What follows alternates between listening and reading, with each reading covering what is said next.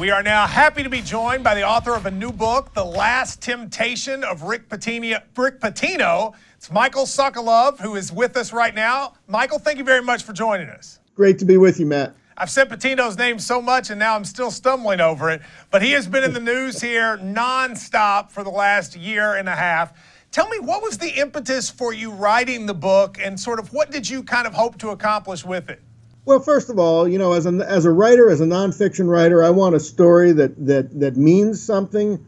I want a story with big characters in it, and I want a story that I can add something to. And I thought that this story, since the FBI investigation broke, has been told in pieces. And my hope was to tell this thing straight through, to explain the stakes, to tell the real story about Rick Pitino's either what he knew or certainly what he should have known, and just to lay it all out there in a compelling way and let it rip. I mean, it's a pretty rich story. He had so many things before with the problem with the woman at the restaurant and the Katina Powell scandal that when this came, it was kind of a last straw, I think.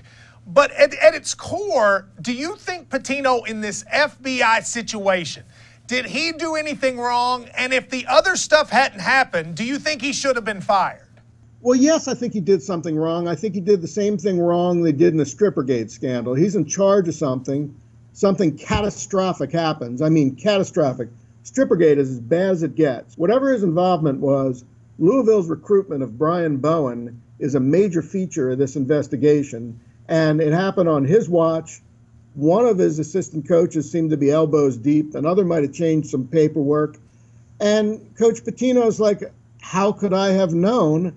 And this is a guy who's been in basketball for 40 plus years. He's a streetwise New Yorker. I would say, hey man, it's your job to know. That's what you're paid to do. And you pride yourself on knowing everything that happens, except when it's convenient not to know it. Yeah, that's been his thing. He always says, I know everything, and then he doesn't know these big things. I sort of read your book, though, as being about more than Louisville, sort of Louisville symptomatic of a greater problem in college basketball. Am I correct in that? You're absolutely correct. There are other characters in there. There's Christian Dawkins, who's like out of, some movie. He's a young kid. He's like in his early 20s still, with 3 cell phones and fancy clothes. And he walks into Pitino's office, and Pitino says, oh my goodness, I just thought he was a family friend. It's like, how is that possible? So I told the story of Dawkins. I told the very, I think, sad story of Brian Tuggs Bowen, who for people who remember college basketball history, there's Connie Dawkins, who lost his career a half century or more ago. He was the next Julius Erving. He was the next Michael Jordan. And he did something or possibly nothing and lost the first half of his career. Brian Bowen doesn't have the talent of Connie Dawkins, but the damage done to him for his family receiving $19,500, which, by the way, is 1/4% of Pitino's annual $7.8 million salary. So I wanted to tell the story about Dawkins and Bowen and put it in the context of college basketball as we know it and college sports, and say, well, what are we going to do about this? Because this stuff, it breeds cynicism, and it's quite frankly unfair. Now, I don't know if you agree with this, but as an attorney, I looked at this FBI thing, and there's a part of me that looked at it and said, I'm not sure any of this stuff should be a crime. I mean, whether or not it should be part of college basketball or not, none of this sort of, these duties they say that agents and the schools have, I just wasn't sure that I think any of this rises to the level of a federal crime, and I do think judges might end up striking it down. Do you have any thoughts on that? I agree with you, and it's the one place I agree with Rick Pitino. I don't know if it's a crime.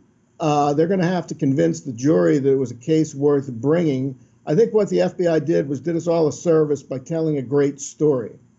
I built on that story in The Last Temptation of Rick Pitino. Whether they made a real case, in addition to telling that story, we're going to find out starting next week in federal court. But it's a tough one because the victims, as you know, as an attorney, a federal crime has to have a victim. And the victims in these cases are the universities. And the defense lawyers are like, what do you mean they're the victims? these guys brought them the players they wanted. How could they possibly be victims? I'm totally with you. I mean, the idea that college universities are victims when they make all this money from it, it's kind of nuts. Now, the book is called The Last Temptation of Rick Pitino. It's out in stores now. You can get it on Amazon. I highly recommend it. Michael, thank you very much for taking the time, and I hope fans of both Kentucky and Louisville take a chance to read the book. Thank you very much. Thanks for having me on. I enjoyed it.